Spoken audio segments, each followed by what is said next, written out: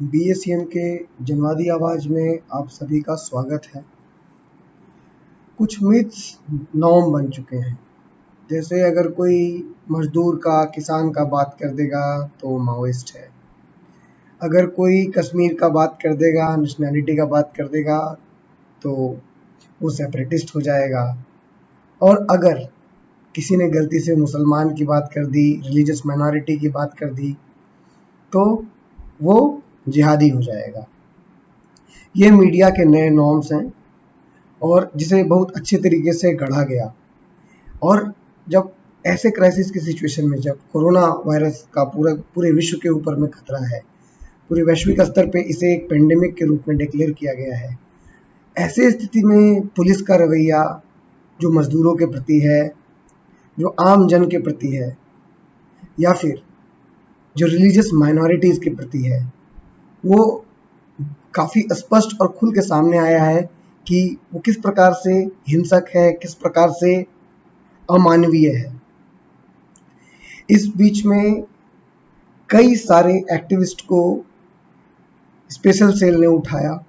उनसे पूछताछ करने के लिए उनको लेकर के गए। और इस बीच मुसलमानों में से कई सारे एक्टिविस्ट ऐसे थे जो कि सीए, एनआरसी और एनपीआर के प्रोटेस्ट के अंदर में काम कर रहे थे और जो काफ़ी एक्टिवली पार्टिसिपेट कर रहे थे। उसको जानबूझ के पुलिस उठा करके ले जाती है, जेसीसी के कई सारे मेंबर्स को उठा करके ले जाती है। और इसी बीच में सुप्रीम कोर्ट का एक निर्णय आता है जिसमें कि गौतम नवलखा और आनंद तेलतुंबड़े को 1 सप्ताह के अंदर सरेंडर करने का आदेश दिया जाता है। जबकि बावजूद इसके कि उसके पहले ही दोनों ही सामाजिक कार्यकर्ताओं ने, सोशल एक्टिविस्ट ने ये गुहार लगाई थी कि कोविड के कारण जो ये समस्या उत्पन्न हुई है और सोशल डिस्टेंसिंग जिसको कि एक समस्या के समाधान के रूप में देखा जा रहा है, एटलीस्ट कोविड की समस्या तक उन्हें सरेंडर ना करने के लिए कहा जाए। और लेकिन न्यायालय ने पूरी तरीके से इस पे बिल्कुल ना ध्यान देते हुए 14 तारीख को अंततः उन्हें सरेंडर करने का एक लास्ट अल्टीमेटम दिया था, जिसमें कि 14 तारीख को गौतम नवलखा और आनंद तेलतुंबड़े ने एनआईए कोर्ट के सामने खुद को सरेंडर किया। तो बात पुनः लौट के आ रही है कि पॉलिटिकल प्रिजनर्स का जो लगातार एक फ्रेमिंग किया जा रहा है इस सरकार के द्वारा या इस राज्य के द्वारा, जो ऐतिहासिक रूप से देखें तो राज्य का जिस तरह का चरित्र रहा है, उसमें जो पॉलिटिकल प्रिजनर्स को फ्रेम किया जाता है अलग अलग तरीके के ढांचों के अंदर में कि वो उसमें एक बड़ा एक सामान्य सा टर्म है कि वो माओइस्ट है। और माओइस्ट बोल करके आप किसी भी तरीके के, माओइस्ट एक ऐसी तरह की बूटी है जिसमें कि सरकार अपने हर तरह के समाधान को ढूंढ लेती है और ये बोल देना ही काफ़ी है समाज के अंदर में कि वो माओइस्ट है। उसके बाद उसको किसी भी प्रमाण की ज़रूरत नहीं है, किसी भी तरह के प्रश्न की ज़रूरत नहीं है, वो हर तरह के प्रश्न से मुक्त है, हर तरह के मतलब कि जवाबदेही से मुक्त है। तो जनवादी आवाज़ इस मंच से गुहार लगाती है कि सभी राजनीतिक कैदियों को बिना शर्त के बरी किया जाए, क्योंकि उन पर लगाए हुए सारे इल्ज़ाम बेबुनियाद हैं। और इसके अलावा ये और एक मतलब इस मांग के साथ ही हम ये मांग भी करना चाहेंगे कि लगातार जो छात्र राजनीति कर रहे लोग हैं उनके ऊपर जो लगातार कार्रवाई की जा रही है, जनवादी आवाज़ उसका भी सिरे से खंडन करती है।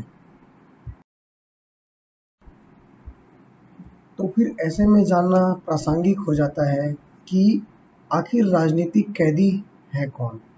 क्या हर तरह के कैदी को हम राजनीतिक कैदी बोल सकते हैं? अर्थात मतलब कोई भी जो अपने पॉलिटिकल बिलीफ या फिर किसी एक्शन के थ्रू अगर जेल के अंदर है तो क्या वो राजनीतिक कैदी हो जाएगा? इसको स्पष्ट करते हुए committee for release political prisoners ने एक परिभाषा को स्पष्ट करने का परिभाषा के थ्रू इसको स्पष्ट करने का प्रयास किया कि राजनीतिक कैदी है कौन। और उसमें उन्होंने इस चीज को स्पष्ट करते हुए बताया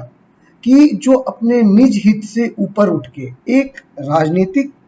समझ को रखते हुए जो समाज के जो दबे कुचले या फिर इस तरह की समुदाय है या फिर इस तरह का वर्ग है जिसके लिए वो संघर्ष कर रहे हैं, जिनके राजनीतिक, आर्थिक और सामाजिक विकास के लिए वो संघर्ष कर रहे हैं, राजनीतिक कैदी उन्हें माना जाएगा। हर तरह के कैदी को हम राजनीतिक कैदी के अंदर में नहीं रख सकते हैं। भीमा कोरेगांव के इशू में जब 2018 के अंदर में ये घटना घटित हो रही है, तो उसके अंदर में 9 प्रमुख एक्टिविस्ट को उठाया जा रहा है सरकार के द्वारा और गिरफ्तार किया जा रहा है। ये वो लोग हैं जो समाज के दबे कुचले या फिर हाशिए पे खड़े समुदाय के लिए संघर्ष कर रहे हैं, उनके स्थिति में परिवर्तन के लिए संघर्ष कर रहे हैं और सरकार उनको टारगेट कर रही है, उनको जानबूझ करके उठा रही है, झूठे आरोप लगा रही है उनके ऊपर में। तो भीमा कोरेगांव का इशू हमारे लिए एक बहुत बड़ा उदाहरण है जिससे स्पष्ट होगा कि राजनीतिक कैदी कौन है, संघर्ष के स्तर पे कौन समाज को आगे ले जाने की बात कर रहा है। और जैसे कि सीआरपीपी के अंदर में स्वयं रोना विल्सन खुद थे जो 2018 के में भीमा कोरेगांव के ही इशू के अंदर में गिरफ्तार किए गए। उनका एक रिलेंटलेस स्ट्रगल रहा है पॉलिटिकल प्रिजनर्स को मतलब रिलीज कराने के लिए। तो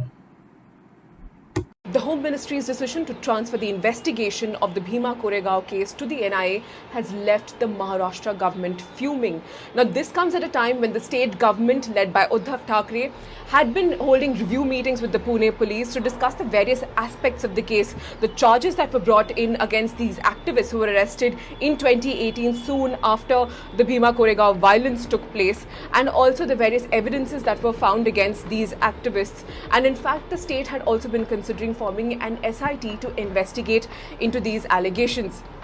So the Uddhav Thackeray government has definitely made it clear that they don't give their consent to the centre's decision. Now, this case pertains to the violence that took place in January 2018 near the Bhima Koregaon War Memorial in Pune district, where one person was killed and many people were injured. Now, following this particular incident, following this violence, multiple activists from across the country were arrested and they were charged under various sections. They were charged under UAPA as well, and they were accused of inciting violence by making through their speeches during the Yelgar Parishad meeting. Now, they were also branded urban Naxals. Activists like Sudha Bharadwaj, Vernon Gonzalez, Arun Ferreira, and many others have still been trying to receive bail, but yet they haven't been able to. Now, if you look at the political aspect of it, now 1 जनवरी 2018 को भीमा कोरेगांव की जो विजय थी उसका 200वां वर्षगांठ मनाने के लिए सभी लोग मतलब उसमें जो ज़्यादातर जनसंख्या थी वो दलितों की जनसंख्या थी, वो इस विजय को मनाते आ रहे हैं ऐतिहासिक तौर पे, और वो 200वीं वर्षगांठ मनाने के लिए वहाँ पे इकट्ठा होते हैं। और उसके बाद संभाजी भिड़े और मिलिंद एकबोटे के 2 संघी वहाँ पे अंदर की ओर आते हैं और हिंसा को इंसाइट करते हैं, लेकिन पुलिस उधर से दूसरी तरफ से पलटते हुए पूरे के पूरे मुद्दे को बदलते हुए जो वहाँ के आयोजक थे उनके ऊपर इल्ज़ाम लगाती है कि जो एल्गार परिषद है वो कहीं ना कहीं माओइस्ट से फंडेड है और वो ये जो पूरा आयोजन करवाया जा रहा है वो माओइस्ट इन्फ्लुएंस के थ्रू करवाया जा रहा है, जिसके अंदर में 5 लोगों का नाम जो पुलिस देती है उसके अंदर में वरवरा राव और वकील जो सुधा भारद्वाज, अरुण फरेरा, वर्नन गोंजाल्विस और गौतम नौलखा का नाम उसमें स्पष्ट तरीके से लिया जाता है। तो भीमा कोरेगांव 1818 में अंग्रेज और महार जो कि उस समय एक दलित कम्युनिटी के लोग थे, उन्होंने साथ में मिलके मराठाओं के विरुद्ध एक संघर्ष लड़ा जिसमें कि अंततः मराठा साम्राज्य का पतन हो जाता है। और ये मूलतः अंग्रेजों के लिए एक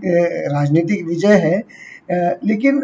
मराठों के लिए दलितों के लिए जो महार थे उनके लिए एक सामाजिक स्वतंत्रता का भी विजय था, जो कि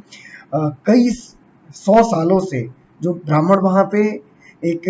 अत्याचारी शासन की स्थापना करके उनके ऊपर अत्याचार कर रहे थे, वो उससे अपने एक मुक्ति के लिए भी एक वर्तमान से जो कि एक दलित असर्शन है, वो उनका उस जगह पे वहाँ पे जो दिख रहा है कि वो एक मुक्ति के लिए संघर्ष कर रहे हैं। तो उस मुक्ति के संघर्ष में उस ब्राह्मणवाद के विरुद्ध, उस ब्राह्मणवादी अत्याचार के विरुद्ध जो उनका मुक्ति था, उनका संघर्ष था, उसको वो हर एक साल मनाते आ रहे थे। तो वर्तमान समय की जो सरकार है, जो पूरी तरीके से प्रतिक्रियावादी सरकार है, वो और वहाँ पे से जैसे लोग हैं, जिस तरह से ब्राह्मणवादी प्रवृत्ति के लोग हैं, उनके लिए यह पचाना काफी मुश्किल था कि इस तरह से दलित आइडेंटिटी अपने इतिहास को इतना गौरवान्वित रूप से दिखा रही, तो ये उनके लिए काफी, उनकी व्यवस्था के लिए काफी मुश्किल था। इसलिए वहां पे जबरदस्ती हिंसा को इंसाइट करवाया गया, जिसमें पुलिस उनके साथ थी, जिसमें पूरी व्यवस्था उनके साथ थी। और उसके बाद ये पूरी प्रक्रिया होती है और पूरी प्रक्रिया में आयोजक के आधार पे पूरे के पूरे आयोजन को एक नाम दे दिया जाता है कि अर्बन नक्सल्स ने इसे ऑर्गेनाइज करवाया है। तो और पुनः फिर वही बात आती है कि नक्सलवाद के नाम पे सारे के सारे एक्टिविस्ट को उठाया जाता है, वहां से गिरफ्तार किया जाता है, पूरे के पूरे आयोजन को एक एक पूरा एक नक्सलवादी रंग देने का प्रयास किया जाता है, एक माओइस्ट रंग देने का प्रयास किया जाता है। और देश की सारी मीडिया, चाहे वो सोशल मीडिया हो, चाहे उसके बाद इलेक्ट्रॉनिक मीडिया हो, इसको जोर शोर से प्रसारित करने में लग जाती है कि ये पूरा का पूरा आउटफिट ये नक्सल प्रभावित आउटफिट है, इसलिए इन लोगों को गिरफ्तार किया गया।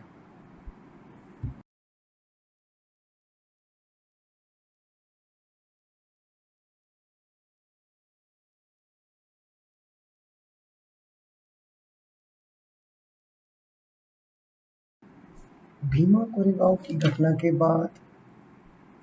एक अलग तरह का पैटर्न को फॉलो किया गया, जिसको समझना काफ़ी बहुत ज़रूरी है कि भीमा कोरेगांव के बाद जो 9 एक्टिविस्ट टारगेट किए गए, उसमें एक खास तरह के पैटर्न को फॉलो किया गया, जिसमें कि हर एक एक्टिविस्ट के घर पे मतलब बिना बताए हुए उनके घर की तलाशी ली गई, उनके घर का पूरा जांच किया गया। सर्च वारंट उनके पास नहीं था, कई केसेस में उनके पास सर्च वारंट भी नहीं था, फिर भी आकस्मिक रूप से उनके घर में पुलिस आती है और उसके बाद उसमें पूरा सर्च किया जाता है और ख़ास करके सारे इलेक्ट्रॉनिक जो डिवाइसेस हैं और डॉक्यूमेंट्स हैं उसको सीज कर लिया जाता है। और उसमें उसके बाद फिर एक आध महीने के बाद ये लगातार खुलासा किया जाना शुरू किया जाता है कि ये सारे लोग मिलके प्रधानमंत्री को मारने का प्लान बना रहे थे। सारे लोगों के इलेक्ट्रॉनिक डिवाइस के अंदर से कुछ लेटर्स मिले हैं और उस लेटर में डायरेक्ट उनका कनेक्शन जो है माओइस्ट पार्टी के साथ इस्टेब्लिश किया जा रहा है और वो माओइस्ट पार्टी के इन्फ्लुएंस के थ्रू प्रधानमंत्री को मारने का कोशिश किया जा रहा है। और इससे एक पूरा का पूरा एक नेक्सस बनाते हुए एक अर्बन नक्सल को इस्टेब्लिश करने का कोशिश किया गया है। और लेकिन बाद में इससे भी बड़ा एक खुलासा होता है, जिसमें कि जो राठौर थे, जो कि सुरेंद्र गडलिंग के जूनियर लॉयर थे, जो अभी इस केस को लड़ भी रहे हैं, सुरेंद्र गडलिंग के और पॉलिटिकल बिजनेस के, उन्होंने एक बड़ा ही अजीब खुलासा किया, जिसके अंदर में उन्होंने बताया कि उनके फ़ोन पे लगातार उन्हें इंटरनेशनल कॉल्स आते हैं और उनके व्हाट्सएप पे इस तरह के कॉल्स आते हैं जो अंतर्राष्ट्रीय भारत से बाहर के नंबर है, उनसे कॉल आ रहे हैं लगातार उनको। तो शुरू में उन्होंने इस चीज़ को बहुत ज़्यादा विशेष जानने का कोशिश नहीं किया, लेकिन बाद में जब उन्होंने इसके बारे में पता लगाया तो एक संस्था है जो लगातार इस चीज़ के लिए काम करती है कि इंटरनेशनल लेवल पे जो सर्विलांस हो रहा है, जो चल रहा है, वो उसके बारे में इंफॉर्मेशन इकट्ठा करती है और बताती है। ऐसे में NSO जो कि बेसिकली पेगासस को बनाने वाला था, पेगासस एक मालवेयर है जो कि इन सारे जो इलेक्ट्रॉनिक डॉक्यूमेंट्स हैं, डिवाइसेस थे जो ऐसे पॉलिटिकल एक्टिविस्ट के यहाँ से सीज किए गए थे, उसके अंदर में ये पेगासस मालवेयर पाया गया।